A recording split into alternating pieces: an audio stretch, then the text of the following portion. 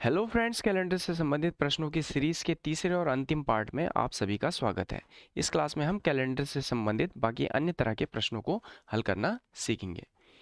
Type 4 में प्रश्न इस प्रकार से पूछे जाते हैं, यदि नवंबर की पहली तारीख सोमवार को पड़ती है तो 25 नवंबर को कौन सा दिन होगा। देखिए, टाइप 1 से टाइप 3 तक के प्रश्नों को हम पिछली क्लासेस में हल कर चुके हैं, जिनका लिंक आपको डिस्क्रिप्शन में मिल जाएगा। So welcome to you all in your own channel Tattoo Think Exam Thinkers. So let's begin with the solution. दोस्तों, क्लास में हमारे साथ अंत तक फिर से बने रहिएगा, क्योंकि अंत में हम लेटेस्ट टाइप के प्रश्न जो परीक्षा में और पूछे जाते हैं का हल सीखेंगे। तो टाइप 4 में पहला प्रश्न है, यदि नवंबर की पहली तारीख सोमवार को पड़ती है तो नवंबर 25 को जो है कौन सा दिन होगा। तो यहाँ पर देखिए, हम मार्क कर रहे हैं कि एक तारीख को, जो पहली तारीख है नवंबर की, वह क्या है, दिन क्या है, सोमवार है। फिर उसके बाद 7 दिनों के बाद देखिए अगला सोमवार का पड़ेगा, 8 तारीख को पड़ेगा। फिर 7 दिनों के बाद अगला सोमवार 15 को, और इसी तरीके से 22 को भी सोमवार पड़ेगा। तो इसके बाद देखिए हमें ज्ञात करना है कि 25 नवंबर को कौन सा दिन पड़ेगा। तो 22 तारीख के बाद देखिए दिन कौन से बनते हैं, बचते हैं 23 है आपका, 24 है और 25 है। तो यहाँ पर हम देख सकते हैं फिगर से कि 22 तारीख को जो है सोमवार पड़ रहा है, तो 23 तारीख जो है वह मंगलवार को होगा, 24 जो है वह बुधवार को होगा, और 25 जो है वो आपका बृहस्पतिवार को होगा। तो इस तरीके से 25 तारीख को जो है दिन होगा वह बृहस्पतिवार का होगा। दोस्तों, कैलेंडर सीरीज जो है हमारी इस क्लास में पूरी हो रही है, तो प्रैक्टिस के लिए प्रैक्टिस सेट का लिंक आपको डिस्क्रिप्शन से मिल जाएगा। तो टाइप 4 में दूसरा प्रश्न है, यदि किसी महीने में तीसरे सोमवार को 17 तारीख है तो बताइए कि इस महीने में वह कौन सा दिन है जो 5 पर आएगा। तो देखिए, ये काफ़ी महत्वपूर्ण प्रश्न है और थोड़ा सा चैलेंजिंग भी रहता है अपनी कैलकुलेशन को लेकर।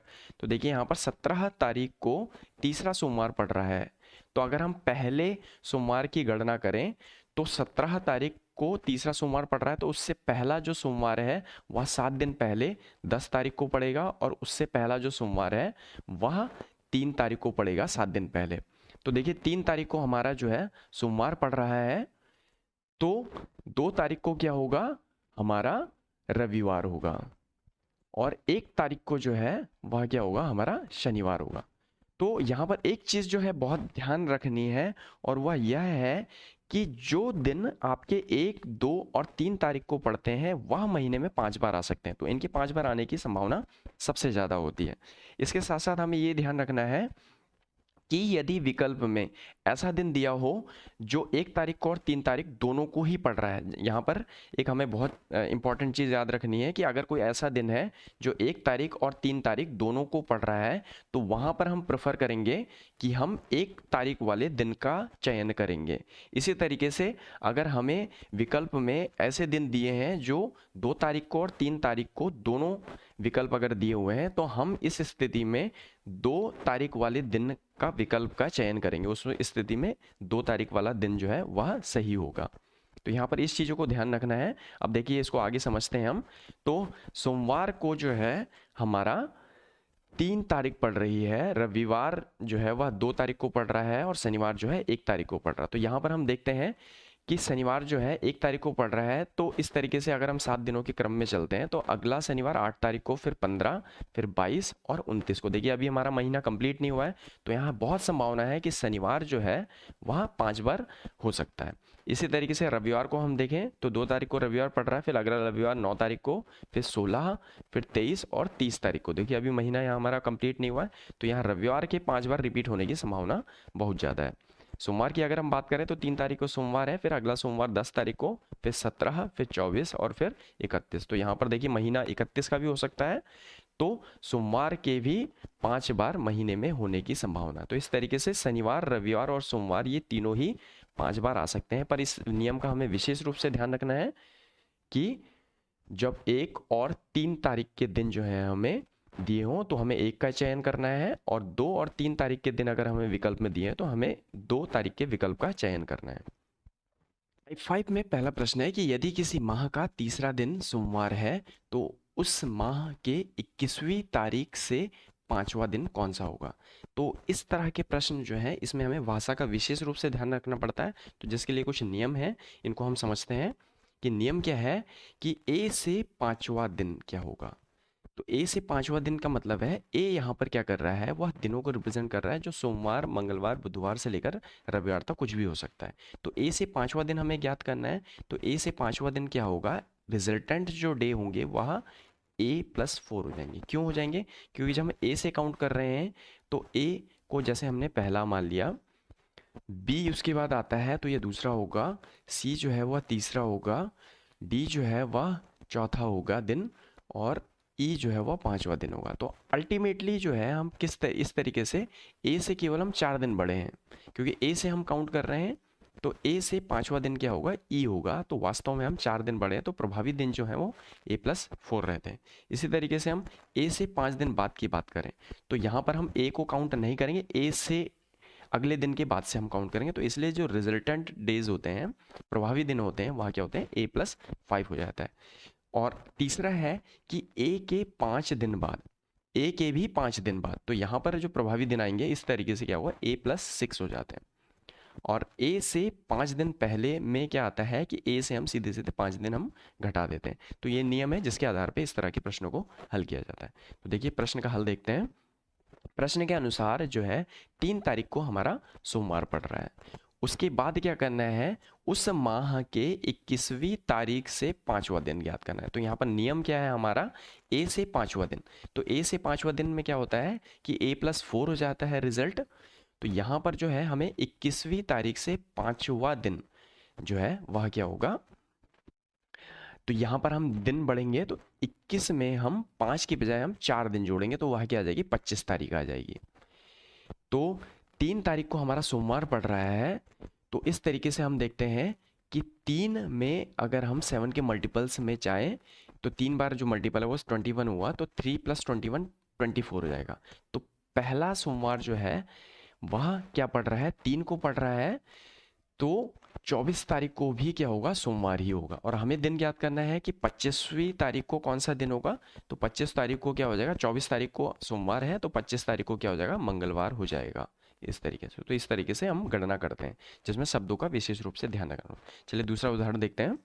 दूसरा उदाहरण कह रहा है कि यदि किसी महीने की 11 तारीख सोमवार के 2 दिन बाद पड़ती है, यहाँ पर शब्दों को ध्यान रखना है कि 2 दिन बाद पड़ती है, तो उसी महीने की 27 तारीख को कौन सा दिन होगा।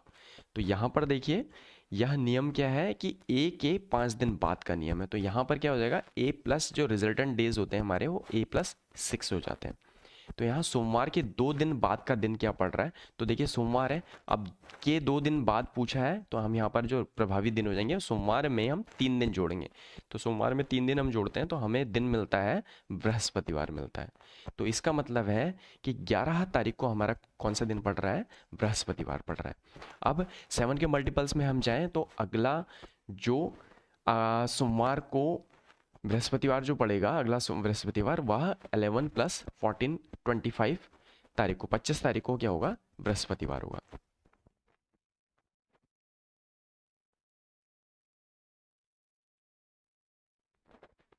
ग्यारह तारीख को बृहस्पतिवार है तो 11 + 14 तो 25 तारीख को क्या होगा, वह भी बृहस्पतिवार होगा। यहाँ पर हमने 7 के मल्टीपल्स में डेज लिए हैं तो वह क्या हो जाएगा, 25 तारीख को भी आवा हमारा बृहस्पतिवार होगा। और हमें दिन क्या ज्ञात करना है कि 27 तारीख को कौन सा दिन होगा। तो देखिए 27 तारीख को दिन क्या होगा, बृहस्पतिवार में 2 दिन हम आगे बढ़ जाएंगे तो शनिवार होगा। तो इस तरीके से 27 तारीख को क्या पड़ रहा है, शनिवार पड़ रहा है। टाइप 6 में पहला प्रश्न है कि यदि किसी वर्ष जो लीप वर्ष ना हो का पहला दिन शुक्रवार हो तो उस वर्ष का अंतिम दिन कौन सा होगा। तो हम जानते हैं, देखिए साधारण वर्ष में जो वर्ष का पहला दिन होता है और अंतिम दिन होता है वह क्या होता है, समान दिन को पढ़ते हैं।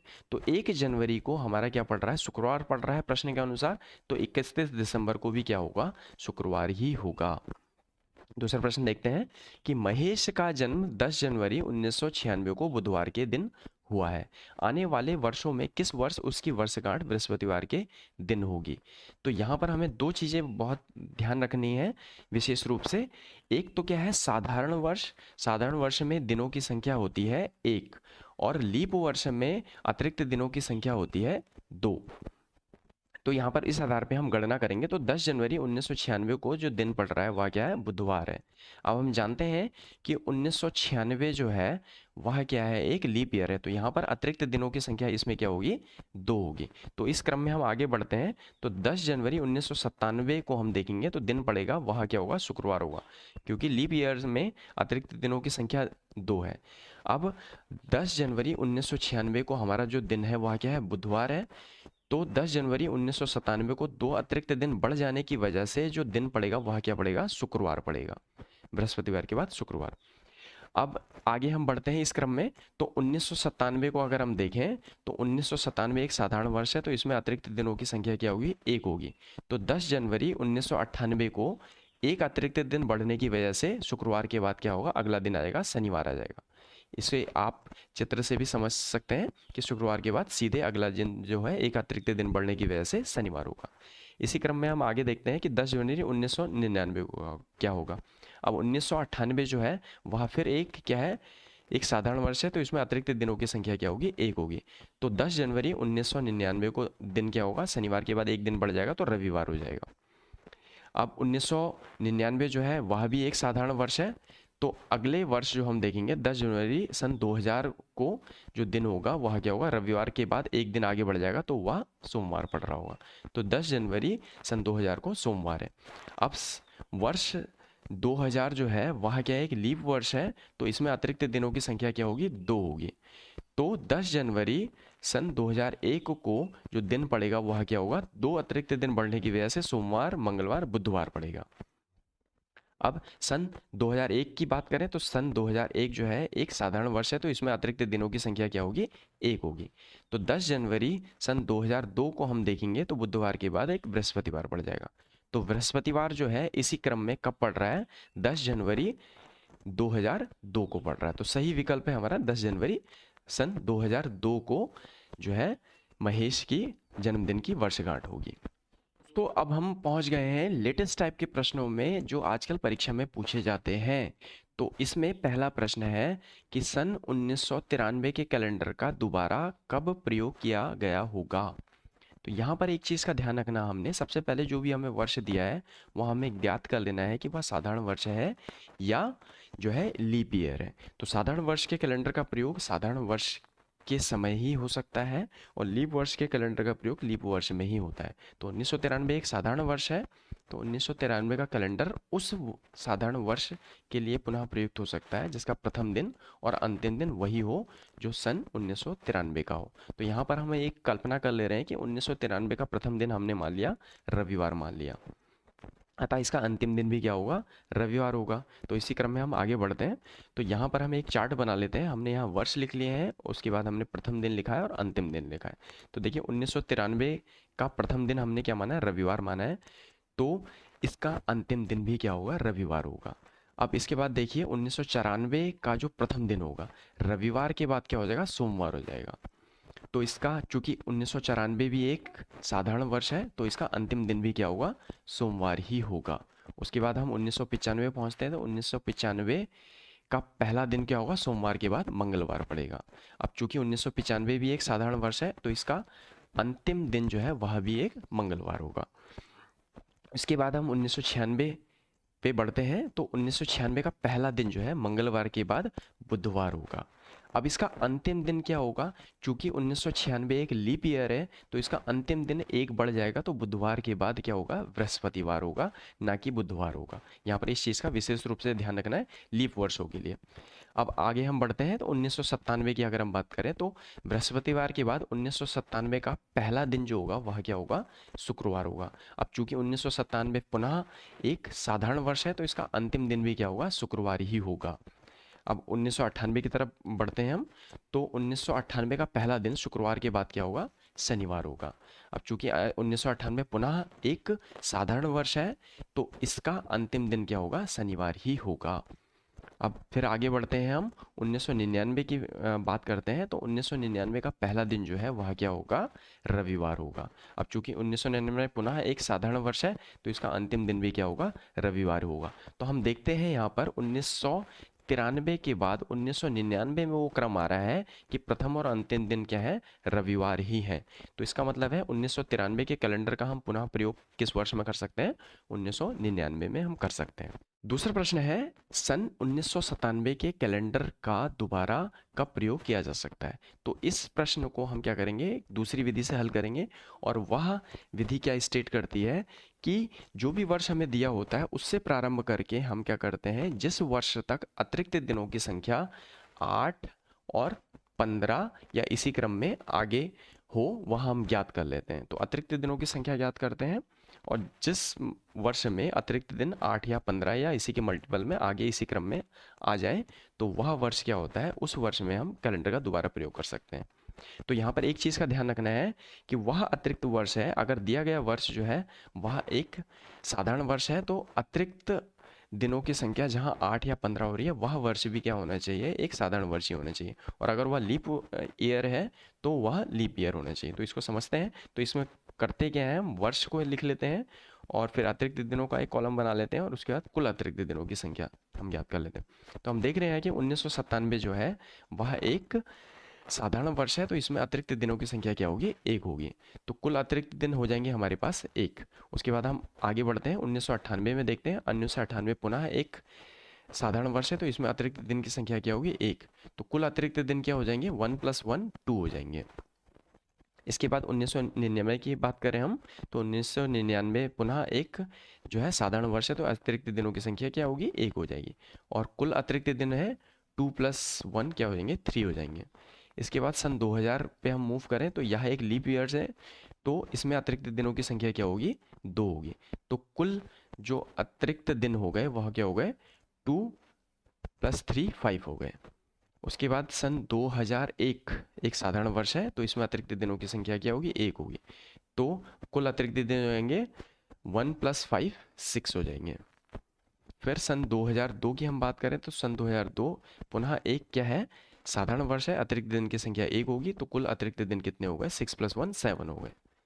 इसके बाद 2003 की हम बात करें, यह एक साधारण वर्ष है, अतिरिक्त दिन 1, कुल अतिरिक्त दिन 8 हो गए। तो हम देख रहे हैं कि 1997 से चलकर जब हम 2003 पे पहुंच रहे हैं, तो अतिरिक्त दिनों की संख्या क्या हो रही, 1 से 8 हो गई। तो इसका मतलब है 1997 के कैलेंडर का हम, चूंकि 1997 एक साधारण वर्ष है और 2003 जो है वह भी एक साधारण वर्ष है, तो 1997 के कैलेंडर का प्रयोग हम क्या कर सकते हैं, 2003 में हम इसका पुनः प्रयोग कर सकते हैं।